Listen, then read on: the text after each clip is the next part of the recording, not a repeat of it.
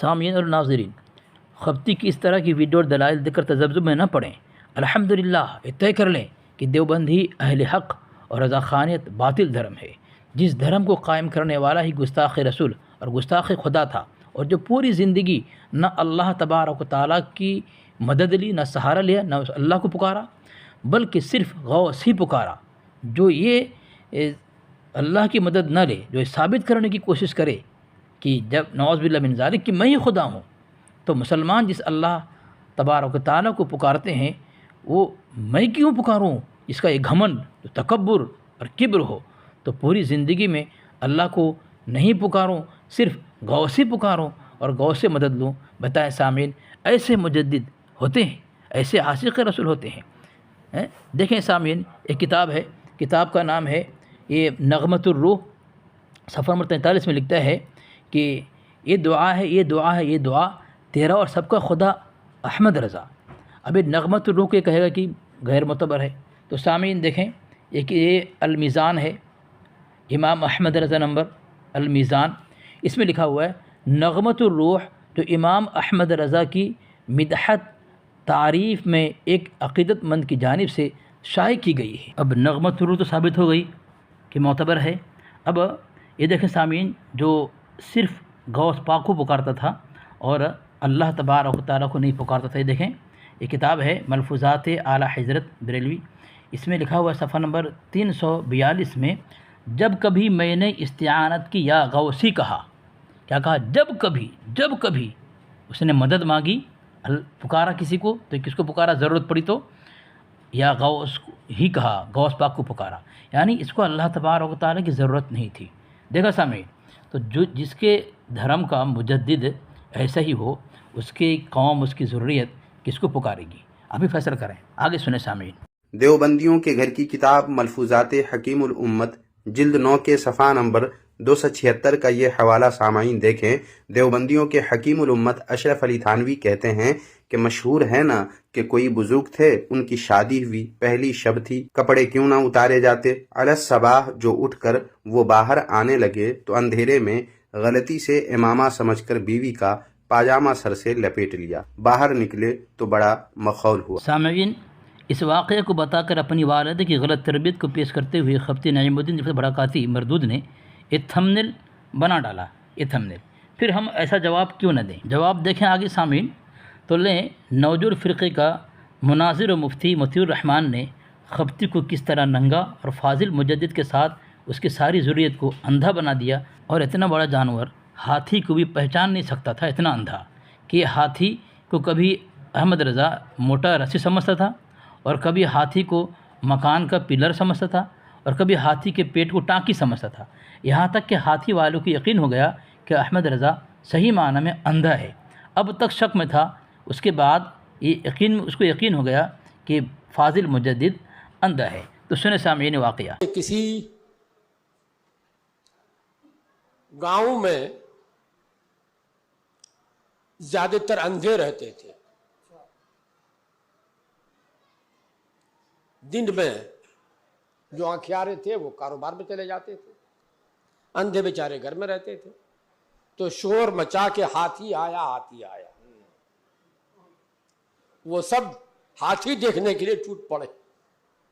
تو تھے تو سب اندھے، ہاتھی کیسے دیکھیں؟ ٹٹول کے دیکھنا شروع کیا، کسی کا ہاتھ پاؤں پہ پڑا، کسی کا ہاتھ کان پہ پڑا، کسی کا ہاتھ سونڈ پہ پڑا۔ وہاں سے لوٹ کے آئے، رات کو آنکھیارے بھی آ گئے، کاروبار انجام دے کر۔ تو گفتگو ہونے لگی کہ آج ہم لوگوں نے ہاتھی دیکھا۔ کہ اچھا بتاؤ تو کیسا ہے ہاتھی؟ تو جس نے سونڈ دیکھا تھا اس نے کہا بہت موٹا سا رسہ تھا، جس نے پیر چھوا تھا اس نے کہا پیلر تھا مکان کا، وغیرہ وغیرہ اسی طرح کہتا رہا۔ اب جو آنکھیارے تھے، ہاتھی دیکھ چکے تھے، انہوں نے کہا تم سب اندھے ہو۔ اندھے تو تھے ہی، کہا تم سب اندھے ہو، نہ وہ پیلر ہے، نہ موٹا رسہ ہے، نہ وغیرہ وغیرہ، وہ ان سب کا مجموعہ ہے۔ हाथी उन सब का मजमुआ है। फरमाते हैं इसी तरह से आजकल के मौलवी लोग हैं। ये एक किताब में कुछ पढ़ लिया, उसी को हिर्ज़-ए-जां बना लेता कि सब कुछ यही है। जब तक सब कुछ न पढ़ ले, किसी के बारे में कुछ नहीं कहा जा सकता है। कैसा लगा सामईन सबूत? अहमद रज़ा के अंधेपने को देखकर मजमा में सब बरेलवी मौलवी नौजोड़ मुहक्किक पर हंसते थे कि ऐसा अंधा मुजद्दिद कैसे बन गया कि जब तक मुकम्मल ना पढ़ लें किसी के मुतालिक कोई तबसरा नहीं कर सकते। लेकिन ये मरदूद खपती चंदा बटोरने के लिए कुछ भी बकता है सामईन। देखें यहाँ पे जो लिखा है कि मशहूर है ना कि कोई बुज़ुर्ग थे, यहाँ कोई बुज़ुर्ग लिखा है, नाम नहीं, मगर इस खपती ने यहाँ पे थंबनेल ये लगा दिया, थंबनेल ये वाला थंबनेल लगाया। देखिए सामईन, अब मुफ्ती मोतीउर रहमान ने भी किसी गांव का नाम तो नहीं लिया, इससे मुराद बरेली शरीफ ले लिया जाए और अंधे से मुराद फजल मुजद्दिद को ही कहा होगा, क्योंकि कहने वाला बरेलवी है। क्या गलत बोला सामईन मैंने? ये तो खपती हफ्ता खोर का ही वसूल है ना। खैर, आपने अंधे मुजद्दिद को अब देख लिया, अब आगे सुने। देवबंदियत के मुत्तबईन इनको यानी अशरफ अली थानवी को अपना हकीमुल उम्मत और जाने क्या कुछ कहते हैं, और उनकी तारीफ़ों के जब देवबंदी पुल बांधते हैं तो ज़मीन व आसमान के गुलाबे मिलाए फिरते हैं। मगर सामईन, उनका हाल ये था कि उम्र भर कभी इमामा सर से उन्होंने नहीं बांधा। मुमकिन है कभी बांधा भी हो, मगर जहाँ तक मैंने अशरफ अली थानवी को पढ़ा है और जाना है, मुझे एक भी ऐसा कोई हवाला नहीं मिला जिसमें अशरफ अली थानवी ने अपने सर पर इमामा बांधा हो, इसका जिक्र हो। हाँ, हकीमुल उम्मत मुजद्दिद दीन व मिल्लत शाह अशरफ अली थानवी रहमतुल्लाह अलैह उम्र भर सर पर कभी इमामा नहीं बांधा। इसलिए खपती कह रहा है देवबंदी तारीफ़ों के पुल बांधते हैं। तो उसका मकसद एक कहना था खपती का कि तारीफ़ नहीं करना चाहिए एक अमल न करने की वजह से। क्या हर बात और हर अमल का मनक़ूल होना ज़रूरी है सामईन? बरेलवी उलमा इसके मुताल्लिक़ क्या कहते हैं? तो सामईन, एक किताब है फतवा शार बुखारी किताबुल अक़ाइद जिल्द सोम सफ़ा नंबर 466 में क्या लिखता है, लेकिन हर बात का मनक़ूल होना क्या ज़रूरी है? देखा सामईन, यानी हर बात का मनक़ूल होना कोई ज़रूरी नहीं है। तो ये कहता है कि तुम्हारा थानवी ने इमामा नहीं बांधा था, तो तुम साबित करो कहाँ से है।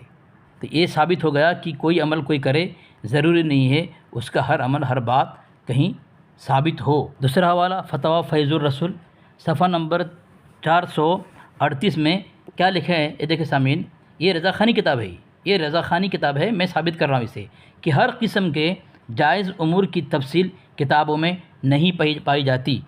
हर किस्म के जायज़ उमूर की तफसील किताबों में नहीं पाई जाती।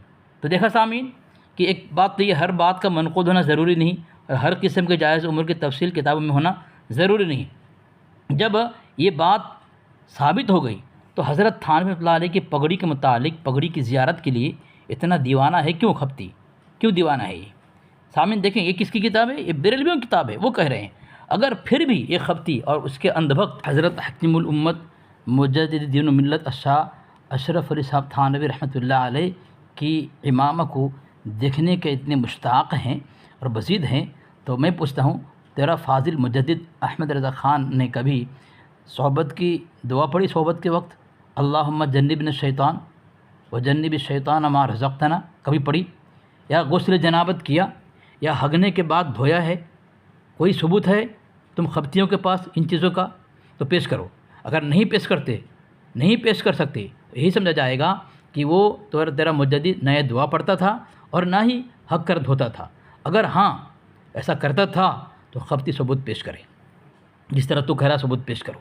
अगर नहीं तो तेरा आला हज़रत अल्लाहुम्मा जन्निबना शैतान ये नहीं पढ़ी थी, इस बिना पर उसकी औलाद नाफरमान हुई। ये सबूत ले, हयात आला हज़रत सफ़ा नंबर 316 है। इसमें लिखता है वक्त मर्ग करीब, मरने के वक्त, और मेरा दिल हिंद तो हिंद मक्का मुअज़्ज़मा में भी मरने को नहीं चाहता है। अपनी ख्वाहिश यही है कि मदीना तैयबा में ईमान के साथ मौत और बकी मुबारक में खैर के साथ दफन नसीब हो, और वो कादिर है। बहरहाल अपना ख्याल है, मगर जायदाद की जुदाई ये लोग किसी तरह न करने देंगे, ख़रीदार को मुझ तक पहुँचने भी न देंगे। देखा सामईन, यानी इसकी उम्मीद थी یہ فاضل مجدد کی کہ زمین بیچ کر کے مدینہ طیبہ میں مرے اور جنت البقیع میں جو ہے دفن ہو، لیکن اس کی اولاد آخر وقت میں بغاوت کر دی، نافرمانی پہ اتر آئی، زمین خریدنے والے کو اس فاضل مجدد کے قریب جانے ہی نہ دیا، بھٹکنے نہیں دیا۔ یہ اصل میں ایسا کیوں ہے؟ گستاخی رسول، پوری زندگی گستاخی کی اور جنت البقیع مرنے کی تمنا کرے، اللہ تبارک و تعالیٰ کہاں قبول کرے گا کہ گستاخی رسول تم ہو، یہاں آنے کی امید رکھتے ہو، یہاں مرنے کی۔ تو یہ سامعین، اب جس طرح اس نے تھوتنی پھیلایا، خبتی نے سور کی طرح منہ چلایا ہے، اس کا جواب تو دینا پڑے گا نا، برداشت کر جواب، یہ دھماکہ ہے، برداشت کرنا پڑے گا، اور نہ خبتی چندے کے نشے میں اس طرح حرکتیں نہ کر، تیری ذریت کرتی اٹھائے قوم ذلیل ہو رہی ہے، اور تیرا اعلیٰ حضرت کا منہ مزید کالا اور داغدار اور پلید ہو رہا ہے، یہ تیرے ذریعے سے اور تو ہی کر رہا ہے۔ اگر تو بند کر دے گا اس طرح حرکتیں تو ہمارا کوئی شوق نہیں ہے اس طرح ہم کریں، تو ہی کروا رہا ہے۔